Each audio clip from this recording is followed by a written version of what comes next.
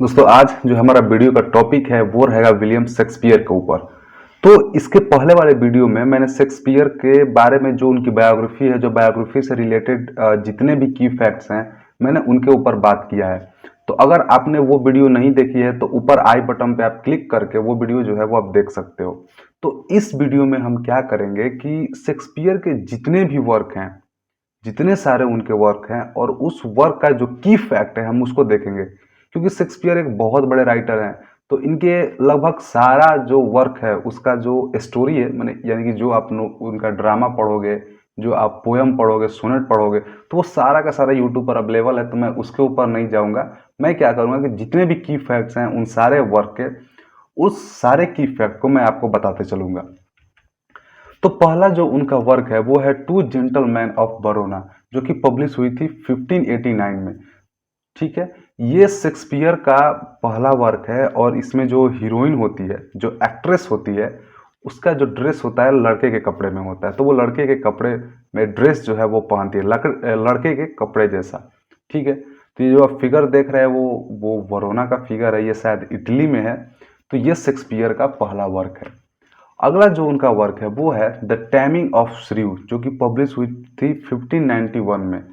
अब ये जो वर्क है द टैमिंग ऑफ द श्रीव, ये भी कोई खास इंपॉर्टेंट वर्क तो नहीं है नेट के पॉइंट ऑफ व्यू से। तो इसमें जो दो पॉइंट जो मुझे अच्छे लगे वो ये है कि इस पे एक हॉलीवुड मूवी बना है 10 things I hate about you, और एक बॉलीवुड मूवी बनी है इसी लाइफ में। ये दोनों टेलीग्राम पर अवेलेबल है, और 10 things I hate about you ये यूट्यूब पर भी अवेलेबल है, आप उसको देख सकते हो। तो अगर आप मूवी देख लो तो ये जो वर्क है ना वो आपको अच्छे से समझ में आ जाएगी।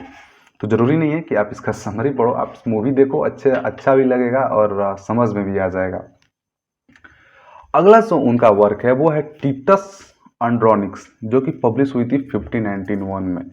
अब जब आप ये वर्क पढ़ते हो तो ये एक ब्लडी स्टोरी, यानी कि बहुत सारा इसमें ब्लडशेड दिखाया गया है, तथा उसके साथ साथ रेप रेप भी भरपूर इसमें दिखाया गया है।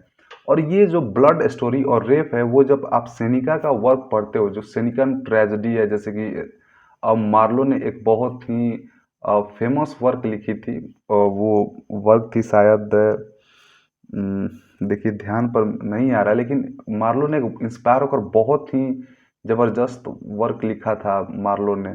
मैं बता दूंगा, मैं आपको जरूर बता दूंगा, मुझे याद आएगा तो। लेकिन इतना जानिए कि ये जो वर्क है वो एक ब्लडी स्टोरी है, यानी कि ब्लड का बहुत सारा इसमें एलिमेंट यूज किया गया है, इसमें रेप भी दिखाया गया है, और सेनिका यानी कि जैसे कि सेनिका यूज करते थे।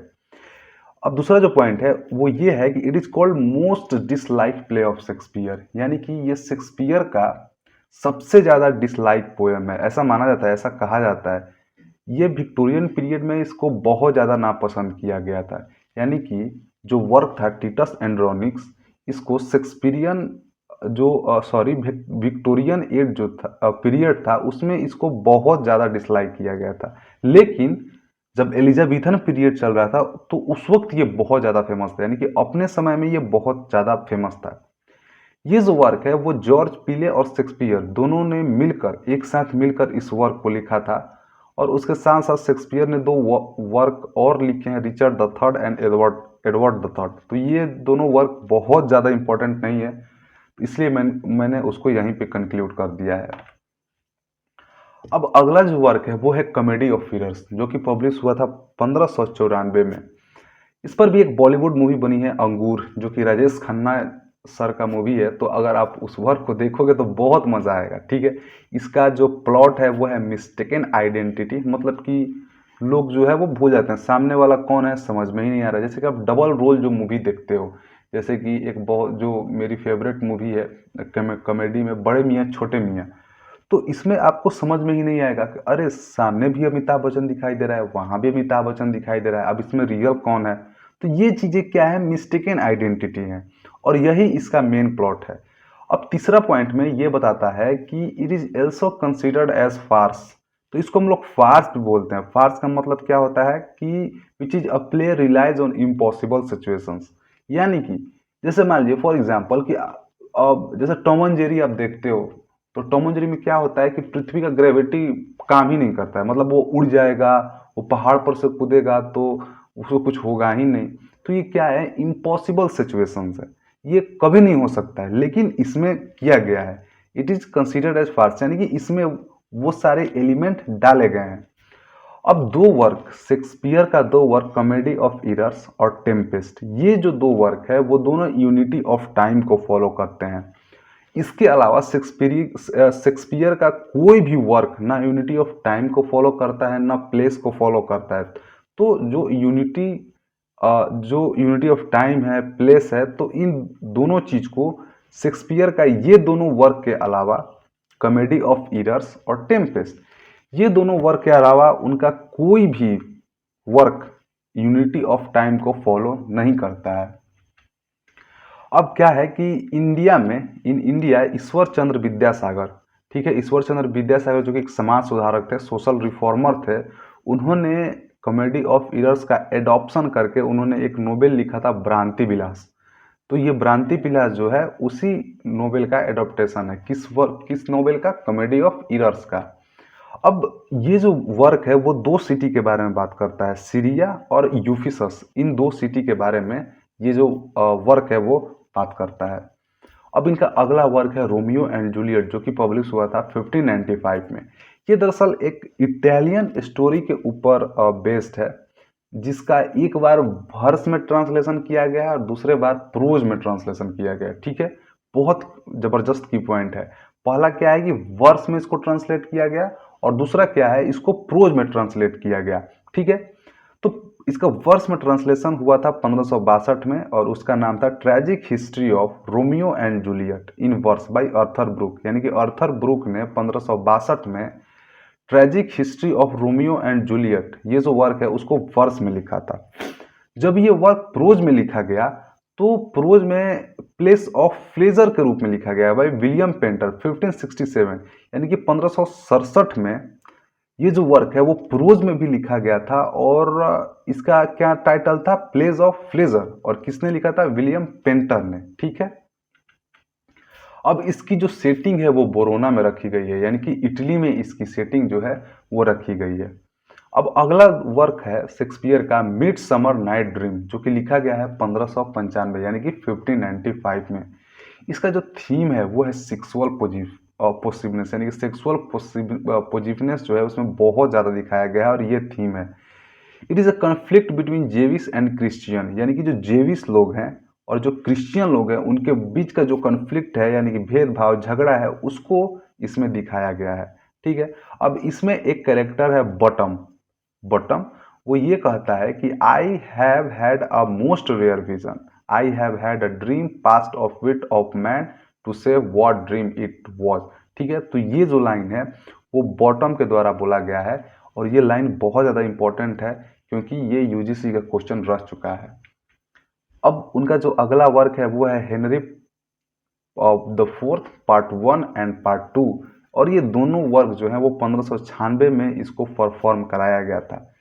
अब ये जो वर्क है वो राफेल हॉलिनसेट क्रॉनिकल्स से लिया गया था। ठीक है, तो ये जो आप वर्ड देख रहे हो राफेल हॉलिनसेट क्रॉनिकल, यही इसका प्राइम सोर्स है हेनरी पार्ट 4 का। अब इसमें एक बहुत ही आपको फेमस कैरेक्टर मिलेगा जो कि आप जरूर जानते होंगे, वो है फॉल्स्टॉप का। तो जब ये वर्क को पब्लिश करवाया गया, जब हेनरी द फोर्थ जब पब्लिश हुआ शेक्सपियर का, तो ये बहुत ज़्यादा कंट्रोवर्सी में आ गया क्योंकि इसमें एक रोल था फॉल्स्टॉप का। ठीक है, फॉल्स्टॉप जिसका कि ओरिजिनली नाम था owl cow roselle, I am sorry, ये नाम मुझसे प्रोनाउंस नहीं हो रहा है, तो इसको आप देख लीजिएगा कि इसको कैसे प्रोनाउंस किया जाएगा। तो जो फॉल्स्टॉप जो कैरेक्टर है वो आउल क्रेजुअल के ऊपर उसका ओरिजिनली नेम था, जो कि जॉन क्रेजुअल एक फेमस मार्टियर थे, उनके ऊपर बेस्ड था। तो अब भाई जो मार्टियर हैं और आप उसको मजाकिया बना दो, यानी कि फॉल्स्टॉप जो इसमें कैरेक्टर है वो एक बहुत ही हंसी मजाक वाला कैरेक्टर है, बहुत ज़्यादा मोटा कैरेक्टर है वो। तो आप किसी मार्टियर को आप इस रूप में दिखाओ तो जाहिर सी बात है कि लोग देखकर उसको भड़क जाएंगे।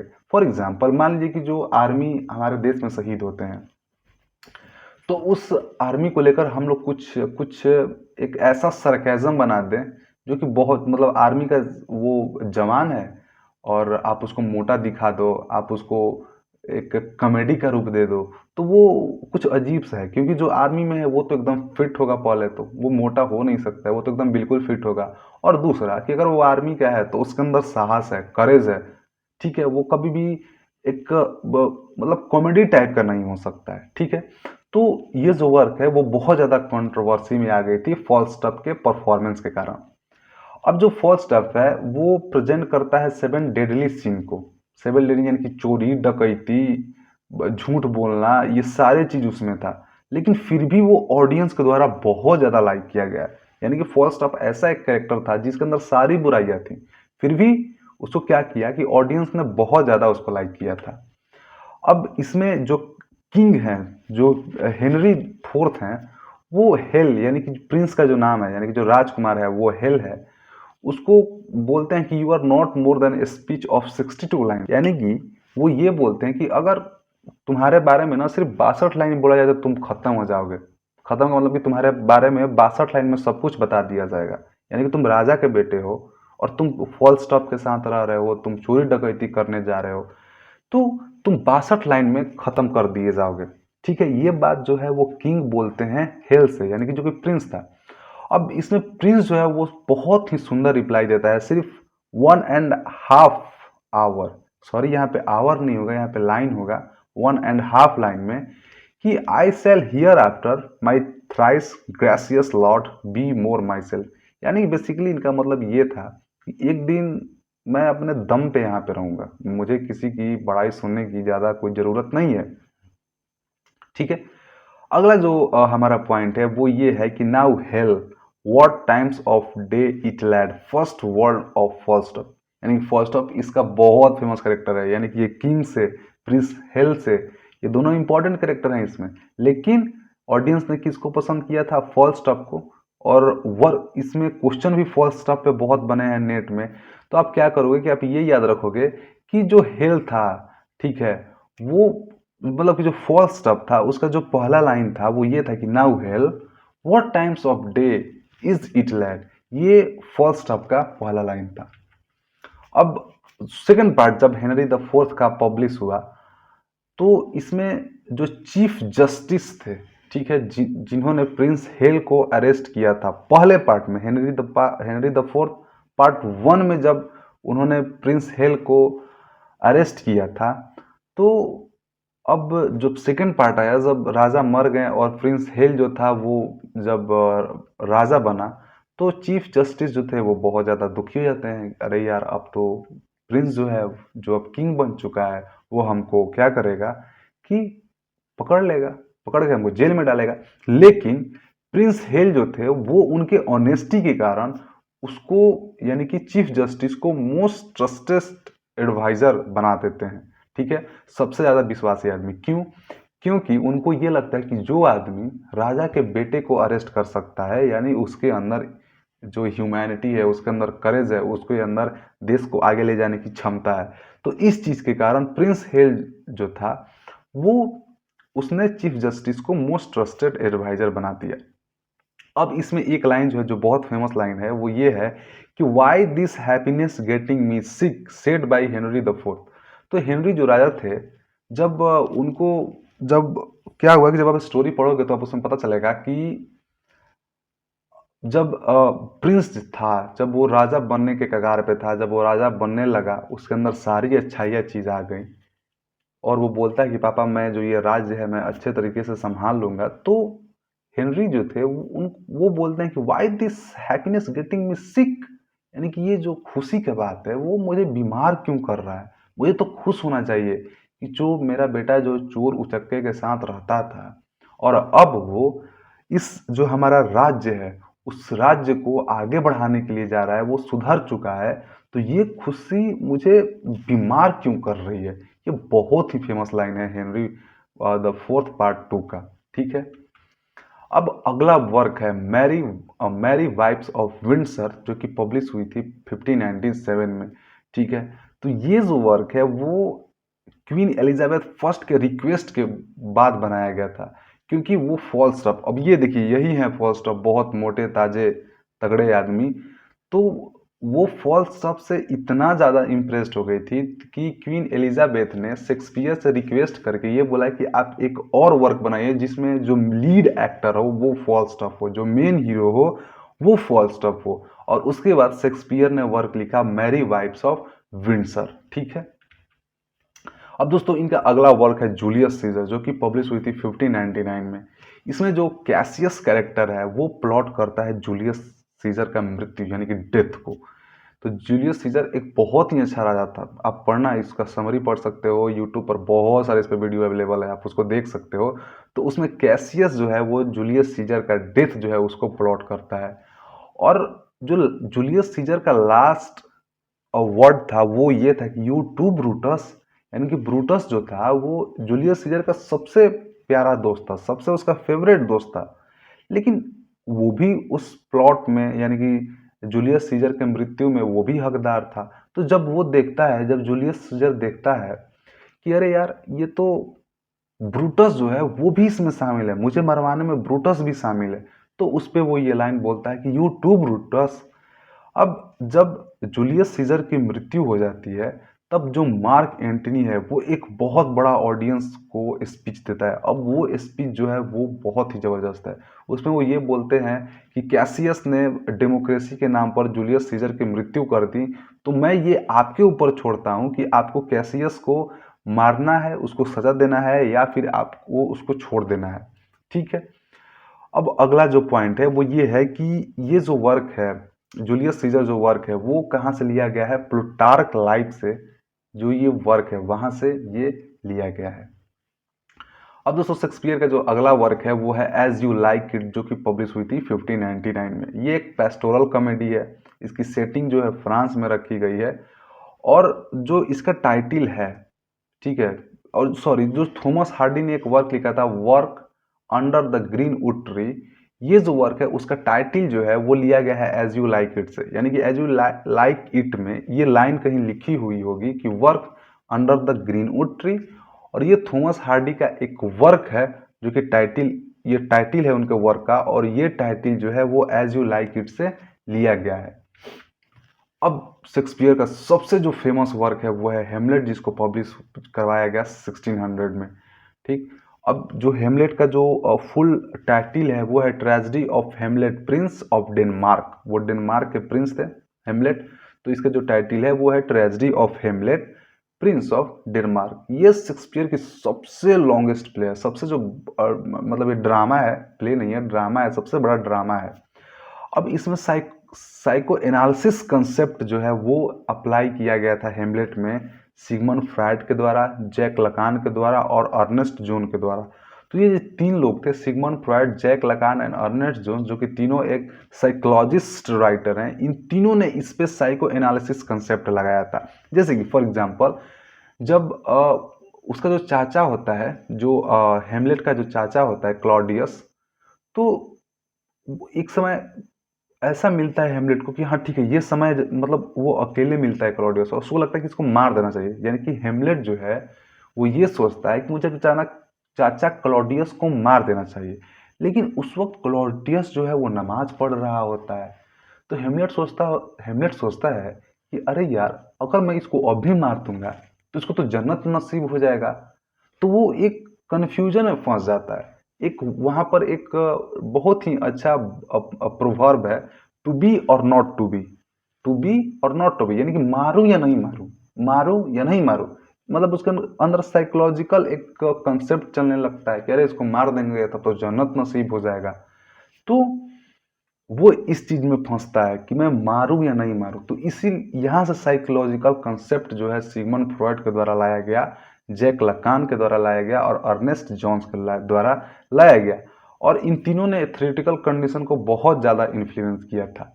अब अगर आपने हेमलेट नहीं पढ़ी है तो आप एक मूवी देख लो, हैदर, जो कि शाहिद कपूर का मूवी है। आप वो वर्क देखोगे तो ये आपको भी समझ में आ जाएगा। लेकिन पहले आप इसका समरी जान लो, उसके बाद जब आप मूवी देखोगे हेमलेट तो बहुत ही अच्छे से वो और ज़्यादा समझ में आएगा। अब दोस्तों जो जॉर्ज इलियट हैं उन्होंने एक वर्क लिखी थी माइल्स ऑन द प्लॉट, जहां पर उसमें एक आपको कैरेक्टर मिलेगा मैगी टुलिवर। तो मैगी टुलिवर जो कैरेक्टर है वो हेमलेट से कंपेयर किया गया है। तो जॉर्ज इलियट का जो वर्क है माइल्स ऑन द प्लॉट, और उसमें जो कैरेक्टर है मैगी टुलिवर वो हेमलेट से कंपेयर किया गया है। इंजला कार्टर का एक वर्क है वाइट चिल्ड्रेन, जो कि हेमलेट से बहुत ही ज़्यादा इन्फ्लुएंस है। और टॉम स्टूपर्ट जो कि एक पोस्ट मॉडर्न इरा राइटर हैं, और उनकी एक वर्क है रोजन Rosen कर्टस and Guildenstern are dead, जो कि हेमलेट से ही इंस्पायर है। यानी कि ये दो कैरेक्टर जो हैं वो हेमलेट जो ड्रामा है उसमें मर जाते हैं। तो उस दोनों कैरेक्टर से टॉम स्टूपर्ट का ये जो वर्क है वो बहुत ज़्यादा इन्फ्लुएंस है। और ये जो वर्क है वो थिएटर ऑफ एब्सर्ड का एक क्लासिक एग्जाम्पल है। कौन सा work? Rosencrantz and Guildenstern are dead. ठीक है। अब इसमें 8 लोगों की मृत्यु होती है। इस वर्क में 8 लोगों की मृत्यु होती है। कौन कौन? किंग हेमलेट, गर्ट्रूड, पोलिनियस, रोजन कर्टस, गिल्डेस्टर्न और क्लॉडियस, क्लॉडियस का भी, हेमलेट और ओफेलिया। तो ये जो 8 कैरेक्टर हैं उन सारे लोगों की मृत्यु हो जाती है। ठीक है। अब जो उनका अगला वर्क है वो है 12th नाइट, जो कि पब्लिश हुई है 1601 में, 1601 में इसको पब्लिश करवाया गया। और इसका जो सबटाइटल है वो है व्हाट यू विल। ठीक है। जब आप इस वर्क को पढ़ते हो तो इसमें आपको उन 12 रातों का रेफरेंसेस दिया जाता है। उन 12 रात के रेफरेंसेस के बारे में बात होती है, जो कि क्रिसमस के बाद आती है। और इसको हम लोग क्या बोलते हैं? Eve of feast. ठीक है। इसको ईव ऑफ फीस्ट इपिफैनी भी बोला जाता है, जहां लोग क्रॉस ड्रेस पहनते हैं।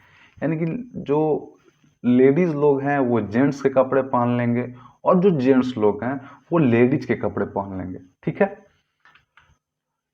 फीस्ट यानी कि इसमें एक कैरेक्टर है क्लाउन, क्लाउन यानी कि जोकर का कैरेक्टर जो है उसने 12 नाइट में क्या किया है कि परफॉर्म किया है।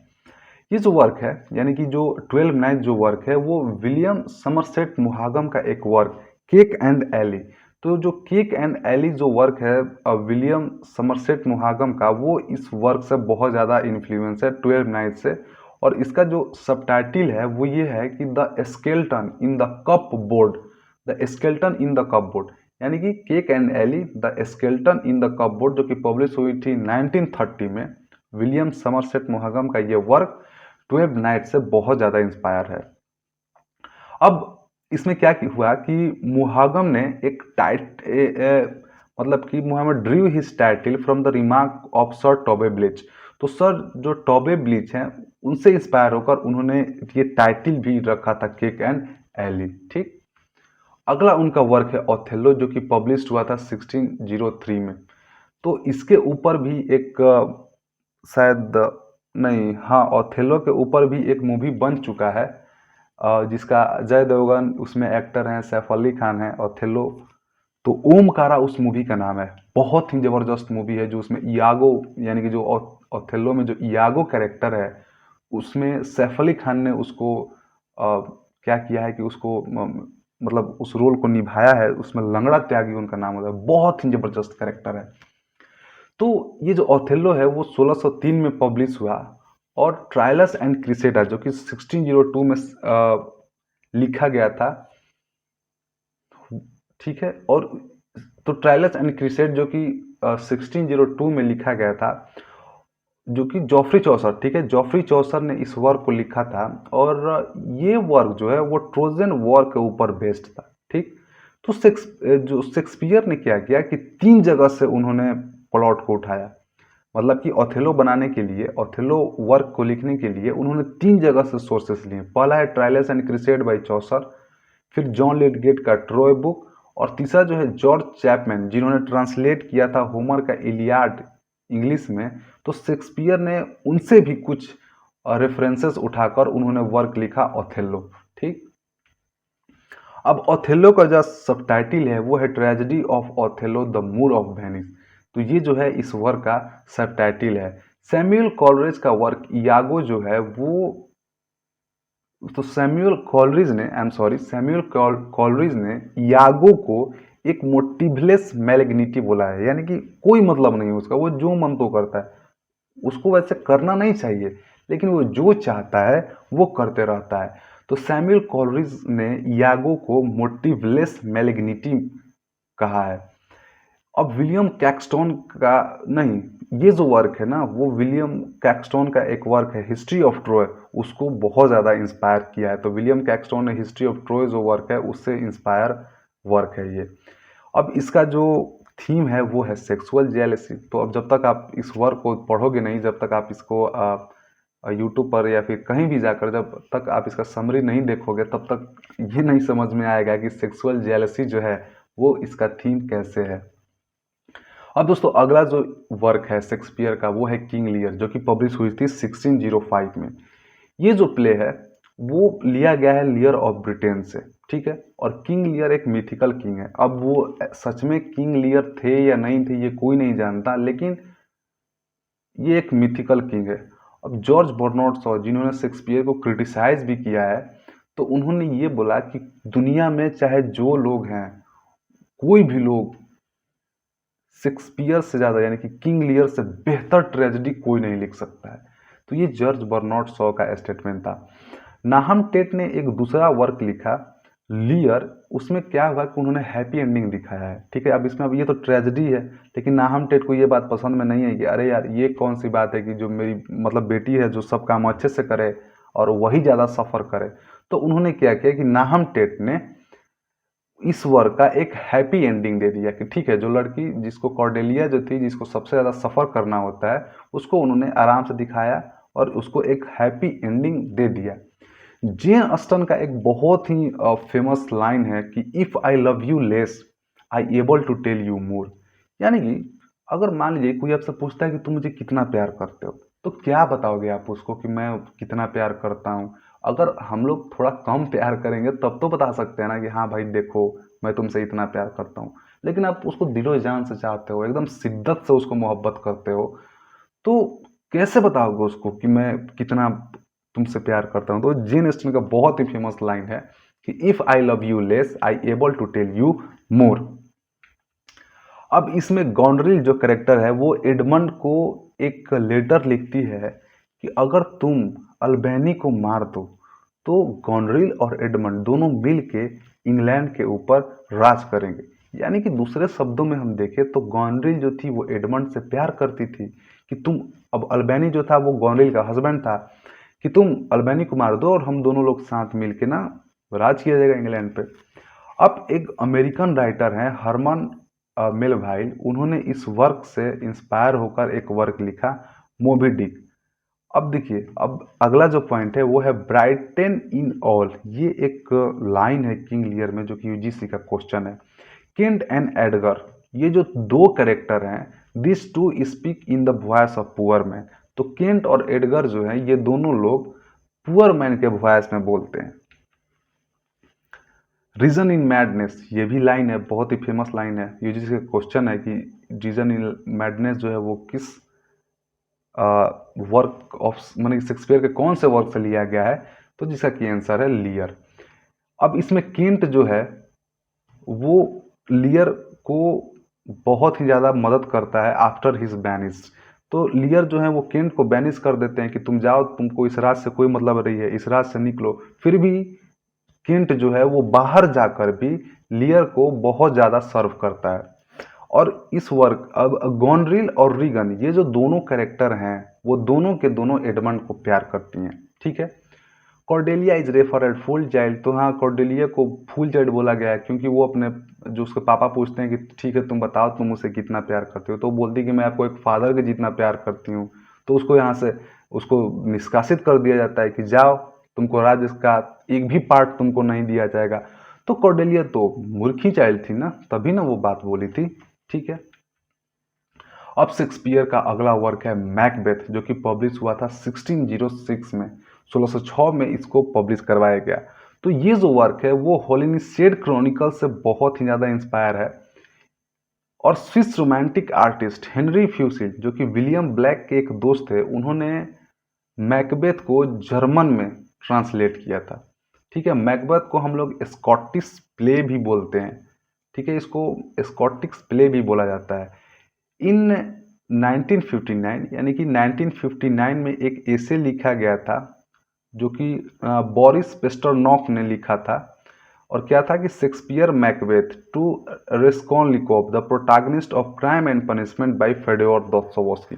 तो यानी कि फेडोर दोस्तोयेवस्की का जो वर्क है क्राइम एंड पनिशमेंट, उसमें जो तो ये जो वर्क है, एक मिनट थोड़ा इसको फिर से समझते हैं। इन 1599 से Boris Pasternak compared Shakespeare Macbeth to, हाँ ठीक है, यानी कि क्राइम और पनिशमेंट में जो कि फेडोर दोस्तोयेवस्की के द्वारा लिखा गया एक वर्क है, उसमें एक कैरेक्टर है रस्कोनलिकोव। तो जो रस्कोनलिकोव है वो शेक्सपियर का जो वर्क है मैकबेथ और उसमें जो कैरेक्टर है मैकबेथ, उससे इसको कंपेयर किया गया है। ठीक है, तो रस्कोनलिकोव और मैकबेथ इन दोनों को कंपेयर किया गया है। ठीक है, अब इसमें 3 आपको विचेज मिलेंगी। कौन कौन? Darkness, curse and conflict. ये जो 3 है वो इसमें विचेज है। On the knocking of gate of Macbeth, ये एक एसे है थॉमस डी क्विंसी का। तो जो थॉमस डी क्विंसी का जो एसे है on the knocking of gate of Macbeth, वो मैकबेथ से बहुत ज़्यादा इंस्पायर है।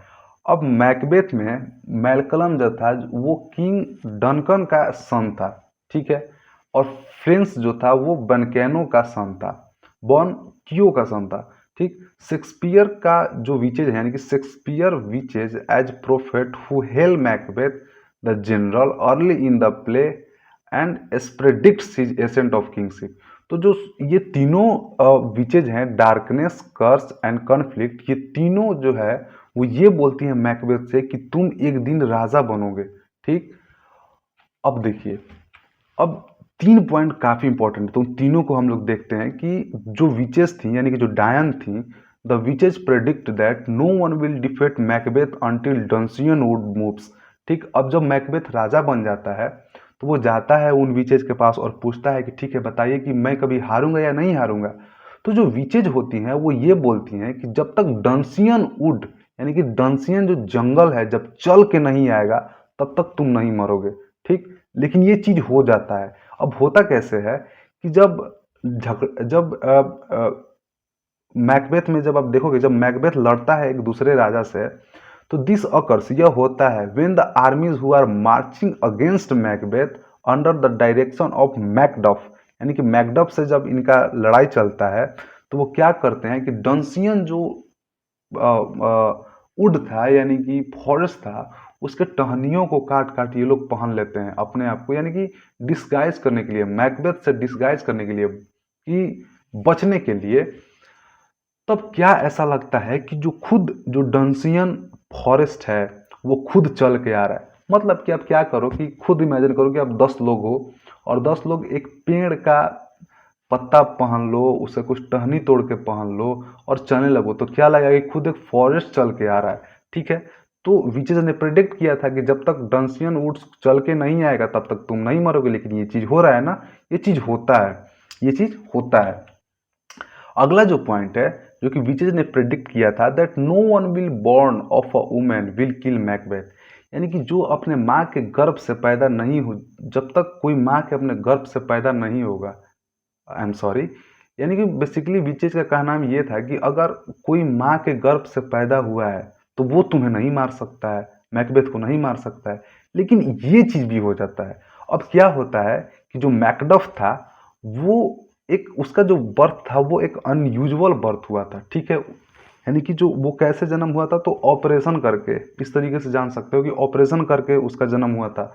तो वो अपने, मतलब उसका एक नॉर्मल जन्म नहीं हुआ था, नॉर्मल डिलीवरी नहीं हुआ था, वो क्या हुआ था कि ऑपरेशन करके उसका जन्म हुआ था, रिप्ड, यानी कि काट करके, मदर का जो उम्ब है, जो गर्भ है, उसको काट करके हुआ था। तो दूसरा जो प्रेडिक्शन था विचेज का वो भी सही हो जाता है। अब तीसरा जो प्रेडिक्शन है वो ये था कि मतलब कि जब वॉर ओवर हो जाएगा तो the witches predicted that the descendants of Banquo will take over the throne after Macbeth. तो जो बैनक्यू है वो क्या करेगा कि थ्रोन ले लेगा मैकबेथ का। ठीक, अब जब आप स्टोरी पढ़ोगे तो उस स्टोरी में तो ऐसा कुछ नहीं आपको मिलेगा, लेकिन क्या है कि जब आप उस एज को पढ़ते हो, ठीक है, जब आप उस एज को पढ़ते हो, किस एज को, शेक्सपियरियन एज को, तो क्या मिलता है, ये लाइन देखिए यहाँ से कि our understanding of history reveals that this happens, यानी कि ये भी होता है। अब वर्क में ये चीज़ नहीं हुआ है, यानी कि शेक्सपियर का जो ड्रामा है उसमें ये चीज़ नहीं हुआ है कि बेनक्यू जो है वो मैकबेथ का जो थ्रोन है, राज सिंहासन है, गद्दी है, वो ले लेता है। लेकिन ये हिस्ट्री में ऐसा हुआ है। कैसे कि king James who was the king of England at that time, Macbeth was descendant of the real BenQ, यानी कि किंग जेम्स जो था उन्होंने क्या किया था कि जो कि उस वक्त इंग्लैंड के राजा थे, तो उन्होंने बेसिकली वो स्कॉटलैंड के थे या फिर आयरलैंड के थे, तो उससे हट करके उन्होंने क्या किया था कि जो एलिजाबेथन एज में, यानी कि रेनिसा एज में जो एक किंगशिप थी उसको उन्होंने ले लिया था। ठीक, तो किंग जेम्स जो है उन्होंने ये चीज जो है वो की थी। ठीक है, अब इससे कुछ यूजीसी के क्वेश्चन बने हैं, जैसे कि present fear are less than horrible imagining, ये कहाँ की लाइन है? तो ये लाइन जो है वो मैकबेथ की लाइन है। Miss Macbeth says to hell that please unsex her, यानी कि जो मिस मैकबेथ थी, यानी मैकबेथ की जो वाइफ थी, वो हेल से कहती हैं कि please unsex her. How many children lady Macbeth had, ये एसी ब्रैडली ने और एलसी नाइट ने इस वर्क के ऊपर मूव करते हुए कहा है कि how many children lady Macbeth had. अब उनका अगला वर्क है एंटोनियो एंड क्लियोपाट्रा, जो कि पब्लिश हुआ था 1606 में। ये जो वर्क है वर्जिल का फर्स्ट इपिक एनियाड से बहुत ज़्यादा इन्फ्लुएंस है। John Dryden all for love, जो कि लिखा गया था 1677 में, ये जो वर्क है जॉन ड्राइडन का ऑल फॉर लव, ये भी इस वर्क से was in influence Shakespeare treatment on this subject. हाँ, तो ये जो वर्क है वो भी शेक्सपियर के वर्क से ही इन्फ्लुएंस है। अब इसका जो प्लॉट है वो बात करता है एंटोनियो और क्लियोपाट्रा के लव स्टोरी का, जब रोमन रिपब्लिक चल रहा था, यानी जब रोमन साम्राज्य चल रहा था 41 बीसी में, उस वक्त का लव स्टोरी इस वर्क में दिखाया गया है। अगला इनका वर्क है पेरिक्लस, जो कि पब्लिश हुआ था 1607 में। तो पेरिक्लस का जो सबटाइटल है वो है प्रिंस ऑफ टायर। ये जो वर्क है वो एक जोकोबियन ईरा प्ले है, यानी कि जब जेम्स द फर्स्ट जब उस वक्त राजा थे उस वक्त का ये प्ले है। और इसको play written in last in the part of Shakespeare which is not included in first folio. हाँ, ये जानना बहुत जरूरी है कि ये जो वर्क है पेरिक्लस जो वर्क है वो जोकोबियन एज में लिखा गया था, और ये जो वर्क है वो फर्स्ट फोलियो में इंक्लूडेड नहीं किया गया है। अब इसका जो सोर्स है, यानी कि इस वर्क जो ये जो वर्क है पेरिक्लस, वो जॉन गोभर का वर्क कन्फेसो अमांटिस से इन्फ्लुएंस है और वहां से इसका सोर्स लिया गया है। अब दोस्तों इनका अगला वर्क है विंटर टेल, जो कि पब्लिश हुआ था 1609 में। इसका the title has been inspired from old wife tales by George पीले।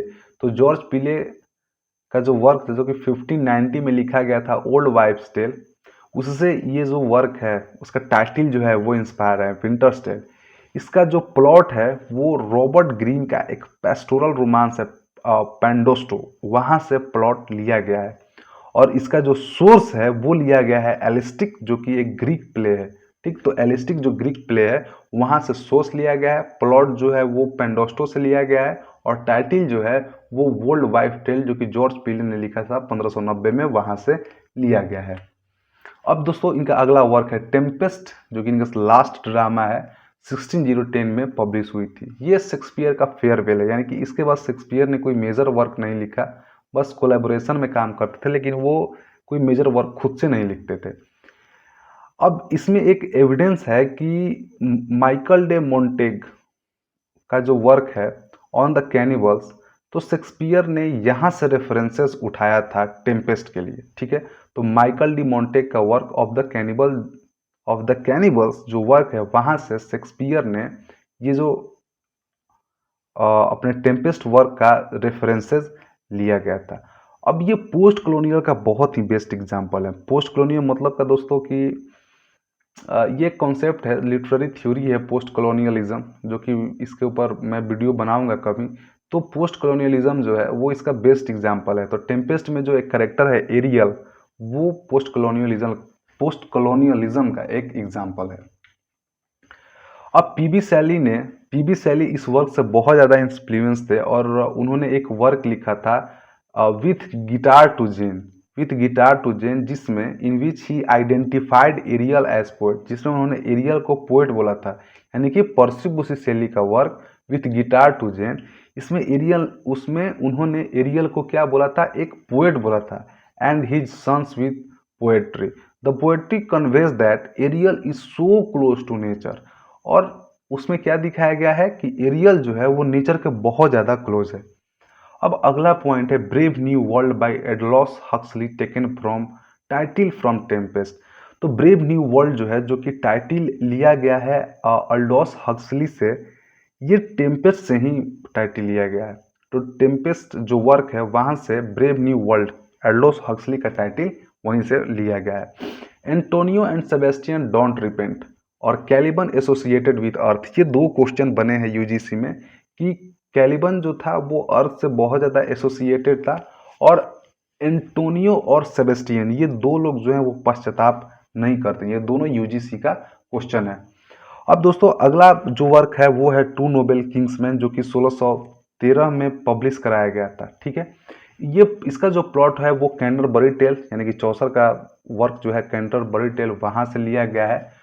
और there is a prologue before this play which inform the audience that the play is based on the story of Chaucer. तो यानी कि इस work के पहले एक prologue है जिसमें ये बताया गया है कि ये जो नोवेल है ना, ये जो ड्रामा है वो चौसर के वर्क से लिया गया है। टू किंग्समैन, टू किंग्समैन यानी कि ये वर्क टू नोबेल किंग्समैन, ये एक जोकोबियन ट्रेजेडी है जो कि 1613 में पब्लिश हुआ था। और in 1634 written with collaboration with Shakespeare and John Fletcher. अच्छा सॉरी, आई एम सॉरी, इसको लिखा गया था 1613 में और इसको पब्लिश करवाया गया था 1634 में। ठीक है, और ये शेक्सपियर और जॉन फ्लेचर के कोलैबोरेशन में, यानी कि दोनों ने मिलकर लिखा था। इनका अगला वर्क है वेनस एंड एडोनिस, जो कि पब्लिश हुआ था 1593 में। ये एक सबसे लॉन्गेस्ट पोएम है, ये शेक्सपियर का सबसे लॉन्गेस्ट पोएम है, और ये पोएम जो है वो पेस्टोरल के रूप में लिखा गया है। इसका प्लॉट ये है कि जो वेनस है, जो कि गॉडेस ऑफ लव है, वो अडोनिस से बहुत प्यार करती है, लेकिन अडोनिस जो है वो वेनस से थोड़ा सा भी प्यार नहीं करता, कोई एक्शन ही नहीं दिखाता उसके सामने। ये एक कॉमिक पोएम है, उसके साथ साथ इरोटिक यानी कि सेक्सुअल थीम मिलेगा, और उसके साथ साथ ये ट्रैजिक भी है। इसको लिखा गया है सेस्टारिमा में, यानी कि वर्ष में सेस्टारिमा में लिखा गया है, और इसमें टोटल 199 स्टेंजा है। Begin with the brief discussion of Shakespeare poetry name Henry Wriothesley, यानी कि हेनरी वोथ्सली जो एक पेट्री नेम है शेक्सपियर का, उससे शुरुआत होता है। शेक्सपियर ने ये वर्क जो है फर्स्ट ईयर ऑफ इन्वेंशन को डेडिकेट किया है। ये जो वर्क है वो ओविड का मेटामॉर्फोसिस से इंस्पायर्ड और उसके ऊपर ही बेस्ड है। ये जो वर्क है ना, यानी कि वेनस एंड एडोनिस, ये जो लास्ट पॉइंट है, published 5 year before Marlowe, Hero and Leander. ये हीरो और लिएंडर से 5 साल पहले पब्लिश हुआ था। अब दोस्तों यहाँ पर एक बात आप जान जाओ कि कहीं कहीं जो रिसर्चर हैं, जो स्कॉलर हैं, वो ये मानते हैं कि शेक्सपियर यानी कि विलियम शेक्सपियर और जो क्रिस्टोफर मार्लो हैं, ये दोनों एक लोग ही थे, ये दोनों एक लोग ही थे। कुछ लोग का ऐसा ये बात मानना है। अब जो इनका अगला वर्क है वो है रेप ऑफ ल्यूक्री, जो कि पब्लिश हुआ था 1594 में, यानी कि 1594 में। तो जब वो वेनस और अडोनिस वर्क लिख रहे थे तो he has been Mister Henry in which he promise to compose a grave labour. तो जब वेनस और एडोनिस जो वो वर्क लिख रहे थे तो उसमें उन्होंने मिस्टर हेनरी से ये एक प्रॉमिस किया था कि वो इस वर्क के बाद एक बहुत ही ग्रेव लेबर पोएम लिखेंगे, यानी कि बहुत ही सीरियस पोएम लिखेंगे, और तब उन्होंने ये वर्क लिखी थी रेप ऑफ ल्यूक्री। अब इसमें टोटल 265 स्टेंजा है और इसको राइम रॉयल में लिखा गया है।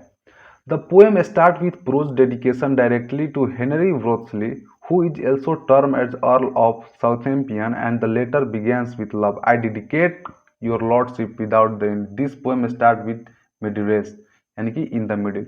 तो ये जो पोएम है वो हेनरी वर्सली को डेडिकेट किया गया है, जो कि अर्ल ऑफ साउथैम्पियन थे। और ये जो पोएम है वो मिडिरेस है, यानी कि मिडिल से स्टार्ट होता है। अब दोस्तों उनका अगला वर्क है लवर्स कंप्लेन। ये एक नरेटिव पोएम है, यानी कि बहुत बड़ी पोएम है, और ये published as conclusion of Shakespearean sonnet published by Thomas Thorpe, यानी कि शेक्सपियर का जितना भी सोनेट है उसको पब्लिश करवाया गया था लवर कंप्लेन में, और इसको पब्लिश करवाने वाले थे थॉमस थ्रॉप, जो कि 69 में लवर्स कंप्लेन को पब्लिश करवाया गया था। अब उनका जो सोनेट नंबर 154, उन्हें टोटल 154 सोनेट लिखे हैं, तो 1 से लेकर 26 तक जो सोनेट है वो रेफर करता है एक फेयर यूथ को, ठीक। और 78 से 86 तक वो रेफर करता है राइवल पोएट को। राइवल पोएट या तो मिथिकल हो सकते हैं, यानी कि फिक्शनल हो सकते हैं, या रियल भी हो सकते हैं। तो 71 टू 86 वो राइवल पोएट को जाता है, और 127 से लेकर 152 तक, यानी कि 127 से लेकर 122 तक ये डार्क लेडी को एड्रेस किया जाता है। अब जितना भी सोनेट लिखा गया है वो सारे सोनेट को शेक्सपियर ने एक पर्सन को डेडिकेट किया है, मिस्टर WH। तो अब ये कोई नहीं जानता है अभी तक कि WH कौन है। कुछ जो फेमस सोनेट है वो है 18, 116 एंड 130। ये 3 सोनेट बहुत ज़्यादा ही फेमस है। और एक फेमस है उनका 138, सोनेट नंबर 138, जिसमें एक बहुत ही बेहतरीन लाइन है कि when my love swears that she is made of truth I do believe her though I know she lies. यानी कि जो उनकी प्रेमिका है वो ये बोलती है कि देखो मैंने कोई गलती नहीं किया है, मेरी कोई गलती नहीं है। तो जो पोएट है उनको पता होता है कि उसने वो गलती की है, लेकिन वो इतना स्वीटली बोलती है कि वो उस बात को यकीन कर लेते हैं।